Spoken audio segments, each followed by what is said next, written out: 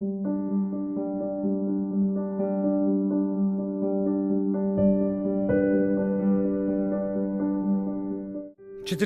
години живот поминат низ поплави и пожари, спасувајќи туѓи животи, ризикувајќи го својот.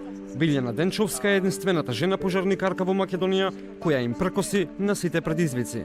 Работата и покрај сите ризици ја исполнува. Вели, ова не е машка професија, туку испит на хуманоста и човечноста.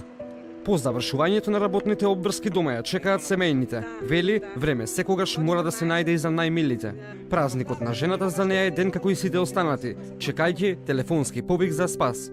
Одиме, значи се упатувам на местото, не знаеш што се соочуваш таму и не ни размислуваш, меѓутоа знаеш дека треба да спасиш нешто и си го ризикуваш и својот живот. Оваа професија е многу тешка, пред се треба да си храбар, силен, затоа што се соочуваш со секакви интервенции и плюс работам со мажите рамо до рамо. Не постои професија за мажи и жени, вели професорката Јасмина Атанасова Симјановска, која е единствената едуцирана жена оджачар во Македонија.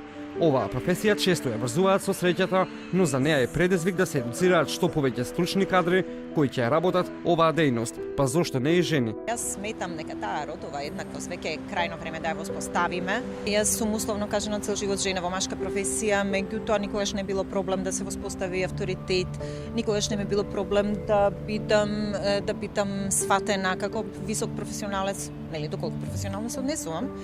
И тоа е момент кој што жените треба да си го изборат. И двете жени, секоја на свој начин оставаат белек во својата работа, но воедно се сложуваат. Не треба да постои родова поделеност и дискриминација, туку личноста да се цени по своите професионални достигнувања и квалитети.